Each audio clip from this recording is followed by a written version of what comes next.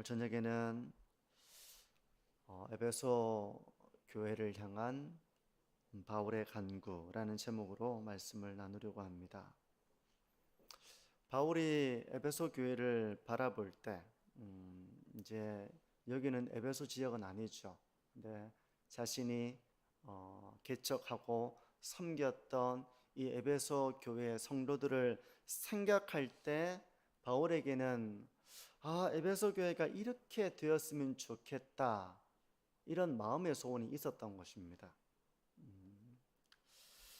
바울은 그 마음의 소원을 두고 기도했는데 오늘 이 본문을 살펴보면서 어떤 마음의 소원이 있었는지, 이 기도를 통해서 또 우리가 돌아봐야 될 부분이 무엇인지 이렇게 좀 묵상을 해보는 이 저녁 시간이 되기를 바라는데요. 바울이 에베소 교회를 위해서 간구한 것은 먼저 에베소 교회 성도들이 하나님을 알아가기를 원했다는 것입니다. 17절은 이렇게 말씀을 합니다. 우리 주 예수 그리스도의 하나님 영광의 아버지께서 지혜와 계시의 영을 너희에게 주사 하나님을 알게 하시고, 하나님을 알게 해주시기를 구했다는 것입니다. 지혜와 계시의 영이신 성령을 그들에게 충만하게 부어주셔서 하나님을 알게 하시기를 바울이 기도한 것입니다. 우리가 어두운 곳에서는 눈을 크게 떠도 이렇게 사물을 제대로 분간할 수 없잖아요. 근데 그 어두운 곳에서 불을 하나 딱 켜게 되면 그 불빛에 의해서 모든 사물이 다 밝히 드러나게 됩니다. 하나님을 알아가는 일도 이런 일에 비유를 해볼 수 있어요.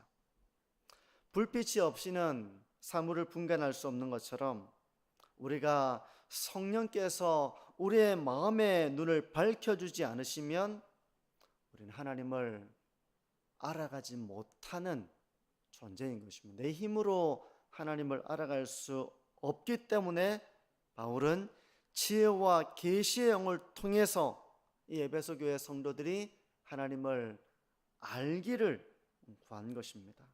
진리의 영이신 이 성령께서 그들을 진리 가운데로 인도해 주셔서 하나님을 풍성히 알기를 기도한 것입니다. 그러면 에베소 교회 성도들은 하나님을 알지 못했습니까? 하나님을 알게 하기를 구하는 이 기도 가운데 우리가 돌이켜보면 에베소 교회 성도들은 하나님을 잘 몰랐을까? 이런 물음을 우리가 가져볼 수 있겠죠. 에베소 교회 성도들은 이미 에베소서 1장 8절에서 말씀한 것처럼 예수 그리스도 안에서 모든 지혜와 총명의 넘침을 경험했다, 이렇게 말씀을 하고 있습니다. 이미 예수 그리스도 안에서 하나님의 은혜와 하나님의 사랑과 하나님의 구원을 경험한 것입니다. 하지만 예수 그리스도 안에서 이 구원의 신비를 깨닫고 하나님의 비밀을 발견했다고 해서 하나님에 대한 모든 것을 알게 되었다고는 말할 수 없습니다. 우리가 하나님의 부르심을 받을 때까지, 이 세상을 끝날 때까지 성도는 끝없이 하나님을 알아가야 하는 존재입니다. 마치 우주의 광활함을 우리가 모두 측량할 수 없는 것처럼 우리의 얕은 지성과 이해로는 하나님을 모두 담아내기가 어렵죠. 그러므로 성도는 계속해서 하나님을 알아가기를 힘써야 하는 것입니다. 그러니까 우리 모두가 하나님을 알기 위해 힘써야 하는 것이죠. 그러면 하나님을 알아가는 것이 왜 중요할까? 이런 물음을 우리가 가져볼 수 있을 것입니다. 하나님을 알아가는 게 왜 그렇게 중요할까? 첫 번째, 하나님을 알아가는 일이 중요한 것은 바로 하나님이 정말 우리에게 원하시는 것은 다른 것이 아니라 하나님을 아는 것이기 때문에 그런 것입니다. 호세 6장 6절은 이렇게 말씀을 합니다. 나는 인애를 원하고 제사를 원하지 아니하며 번제보다 하나님을 아는 것을 원하노라. 하나님이 정말 원하는 것은 제사나 번제나 많은 제물 이것들보다 하나님을 아는 것을 원하신다는 것입니다. 무슨 의미겠습니까?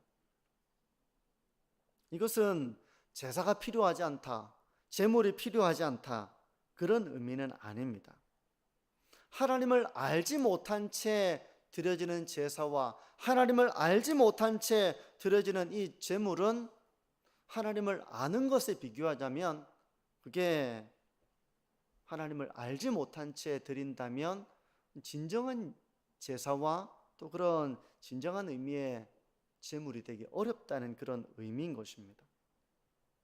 예를 들어서 자식이 부모의 사랑과 부모의 헌신과 부모의 마음을 알지 못한다면 그 부모를 향해서 감사한 마음을 가지기가 어려울 것입니다. 근데 그 감사한 마음이 없이 이제 어버이 날이고 부모님의 생일이고 이렇게 해서 그 감사한 마음이 없이 그게 그냥 형식적으로 준비되어진 그런 선물이라면 진정한 의미에서 부모가 그걸 원하는 건 아니죠. 부모가 정말 원하는 것은 생일 때 그냥 형식적으로 준비된 이런 선물이나 어버이날 때 카네이션을 준비해서 그냥 연례적인 행사처럼 하는 그런 것을 부모가 원하는 것은 아니잖아요.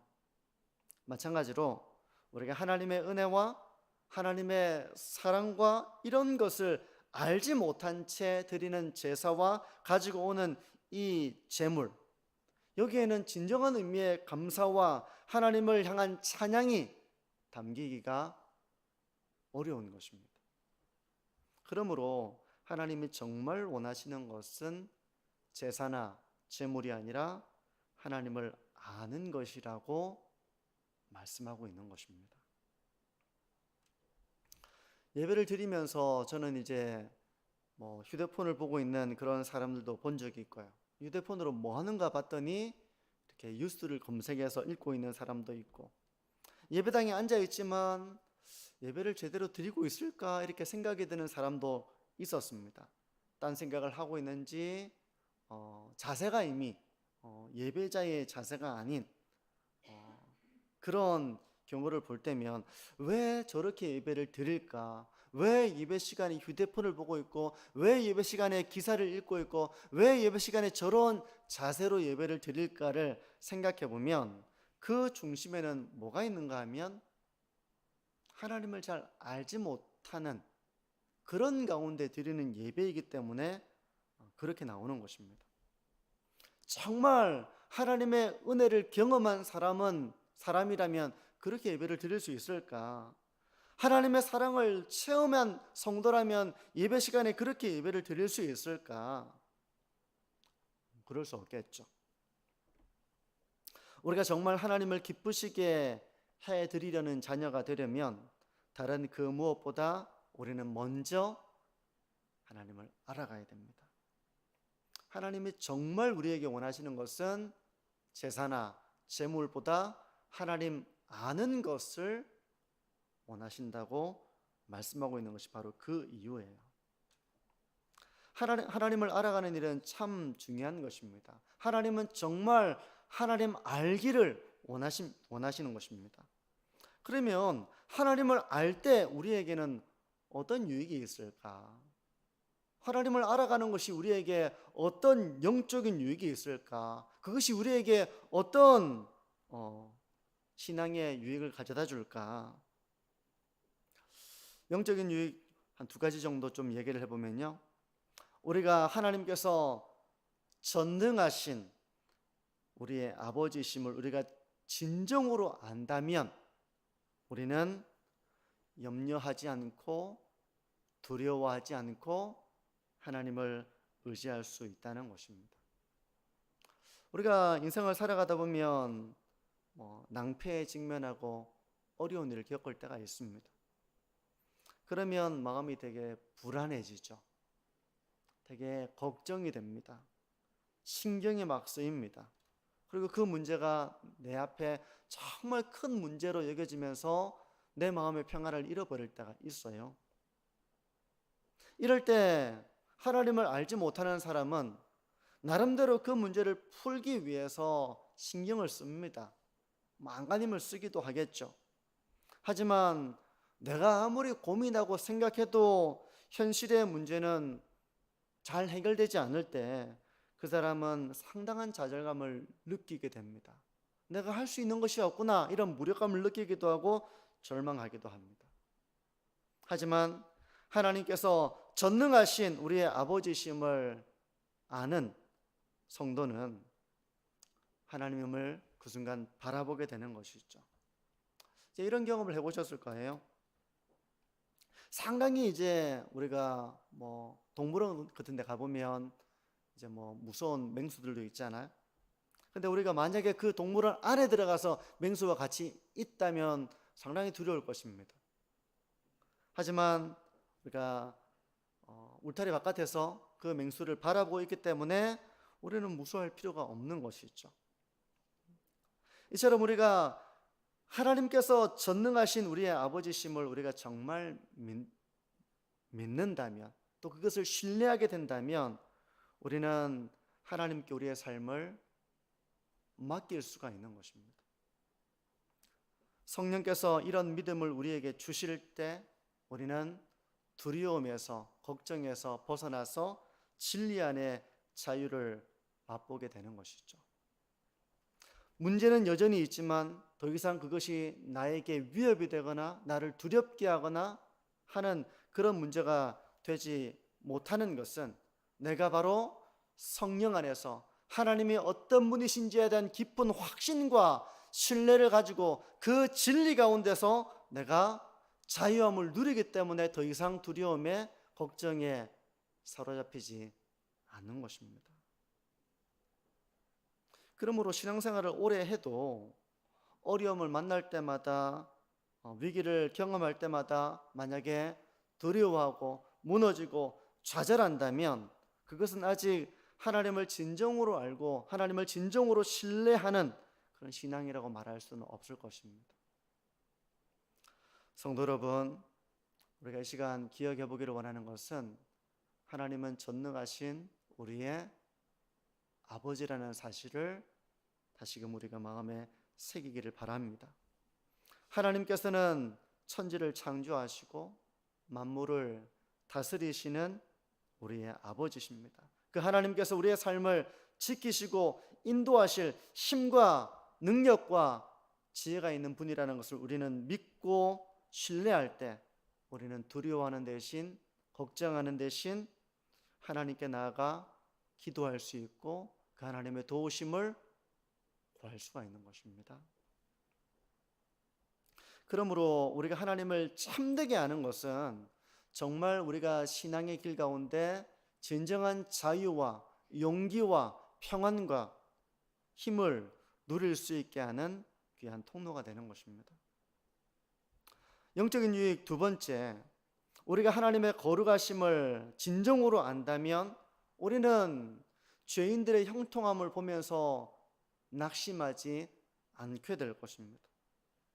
근데 때로 우리는, 성도들은 이런 사실을 알지 못하기 때문에 하나님을 의심하기도 하고, 왜 하나님을 알지 못하는 사람들은 저렇게 형통하게 잘 살아가는데 왜 우리는 나는 이렇게 믿음의 길을 잘 걸어가는데도 왜 이런 어려움을 겪어야 하나? 라고 하는 이런 신앙의 문제로 인해서 낙심하는 경우가 있습니다.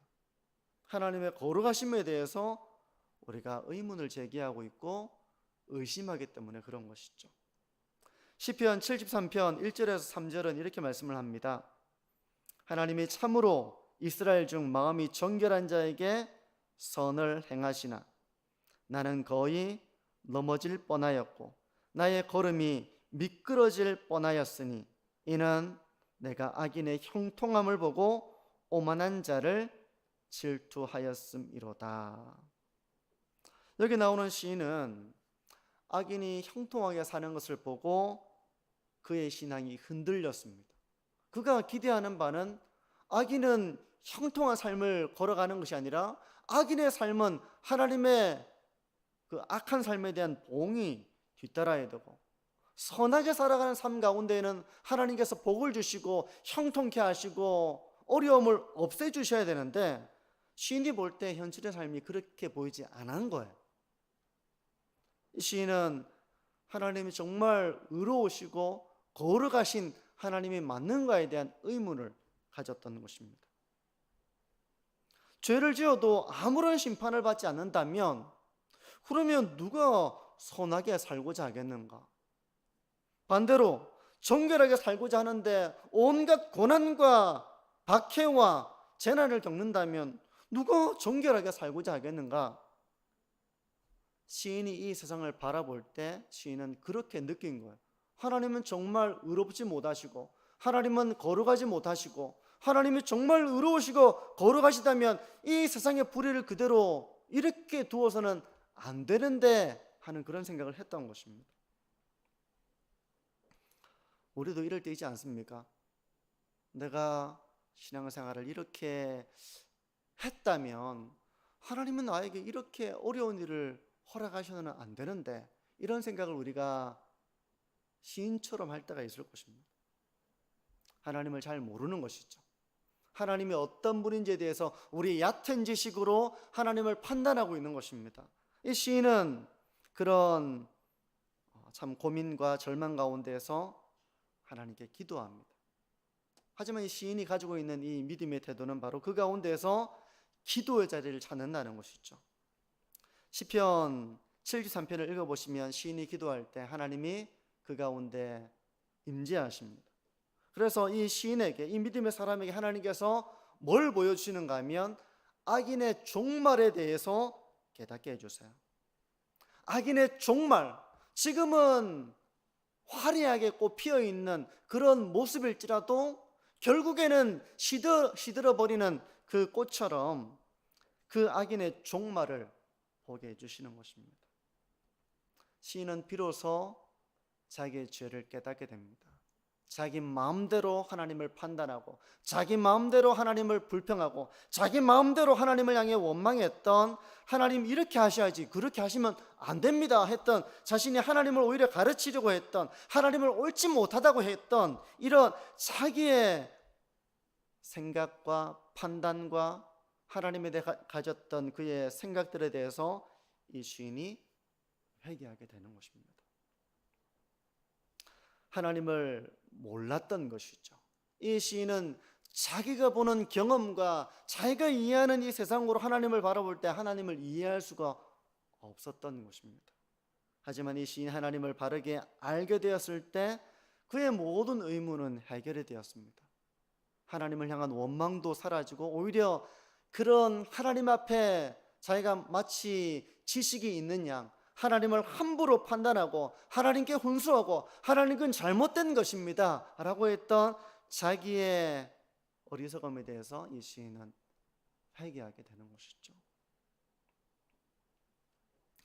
성도 여러분, 하나님은 죄를 아무렇지도 않게 그냥 바라보시는 분이 아닙니다. 악인들은 잠시는 형통할 수 있습니다.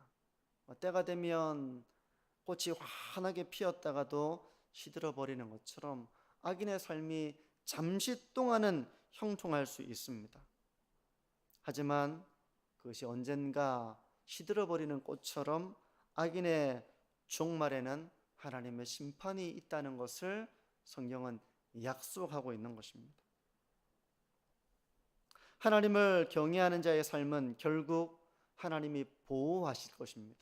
하나님이 인도하실 것입니다. 그리고 하나님께서 그 복을 누리게 하실 것입니다. 이 사실을 진정으로 알고 믿고 확신하는 성도는, 이런 성령 안에 이 믿음을 가진 성도는 악인의 형통함을 부러워하지 않고, 악인이 잠시 누리는 그런 형통함을 질투하지 않고, 도리어 그들의 종말을 바라보며 경각심을 가지며 경건한 삶의 길을 걸어가게 되는 것입니다. 우리가 하나님을 알아갈 때 주어지는 영적인 유익들을 우리가 말하자면 참 많을 것입니다. 우리가 신앙일 가운데 두려움에 빠지는 것도 우리가 하나님을 알지 못하기 때문에 그런 것입니다. 여기서 하나님을 안다는 것은 지식적으로는 우리가 모르지 않죠. 하지만 우리가 성령의 충만한 임재 가운데서 경험적으로 확신하고 신뢰하는 이렇게 우리가 하나님을 알지 못한다면 때로는 우리가 가지고 있는 지식들은 우리에게 진정한 평안과 진정한 용기와 확신을 가져다 주지 못하기도 합니다. 그러므로 우리는 진정으로 성령의 충만함 가운데에서 하나님을 알아가야 하는 것이죠. 우리가 낙심하는 것도 그렇습니다. 우리가 왜 낙심합니까? 우리가 낙심하는 것은 바로 이제는 끝났구나, 이제는 희망이 없구나 라고 우리가 생각하기 때문에 낙심하는 거 아닙니까? 하나님을 원망하는 것도 우리가 생각할 때는 하나님 이렇게 하시면 안 되는데 왜 이렇게 하셨습니까? 라고 하는 우리의 판단에서 하나님을 원망하기 때문에 이제 그런 것이죠. 참된 경외를 잃어버리는 것도 모두 하나님을 진정으로 알지 못하기 때문에 이루어지는 일들입니다. 우리가 하나님을 바르게 알아갈 때 성도는 하나님을 참되게 경외하게 됩니다. 하나님을 우리가 바르게 알아가게 될 때 우리는 하나님께 감사하게 됩니다. 하나님을 참되게 알아갈 때 우리는 하나님께 기도하고 하나님을 찾고 의지하게 됩니다. 그러므로 하나님을 아는 것은 우리의 영적인 삶에 너무나도 중요한 것이죠. 그래서 하나님은 우리가 다른 그 무엇보다 하나님 알기를 원하시는 것입니다. 오늘 말씀은 여기까지만 좀 하고 마무리를 지으려고 하는데요. 나머지 내용들은 다음 주에 한 번 더 우리가 좀 살펴보는 것을 하고요. 우리는 어떤 신앙의 길을 걸어가고 있는가를 한번 점검해 보십시오. 우리는 하나님이 어떤 분이신지를 알아가기 힘쓰는 그런 신앙의 길을 걸어가고 있는가 한번 자기를 돌아보시면 좋겠습니다. 우리가 하나님을 알아가지 못하면, 하나님의 은혜를 체험하지 못하면 우리는 하나님께 찬송을 드려도 진정한 찬송을 드리기가 어렵고 예배를 드려도 참되게 하나님을 예배하기가 어려울 것입니다. 하나님을 참되게 경외하기가 어려울 것입니다. 하나님을 향해서 내가 뭔가 참되게 이렇게 헌신하는 삶을 살아가기도 어려울 것입니다. 하나님을 알지 못한다면, 우리가 하나님이 어떤 분인지를 우리가 알지 못한다면 우리의 신앙은 형식적이고 맹목적인 신앙에 빠지기가 너무 쉬울 것입니다. 오늘날 교회 현실을 한번 돌아보시기를 바랍니다. 교회에 오는 사람들은, 성도들은 하나님을 알기를 힘쓰고 있는지, 또 그런 사람들을 하나님을 알아가도록 우리가 안내하고 있는지, 잘 안내하는 그런 일들을 감당하고 있는지 한번 우리의 신앙을 한번 돌아보면 좋겠습니다. 성도 여러분, 우리 교회가 하나님을 알아가기 위해 힘쓰는 교회가 되기를 바랍니다.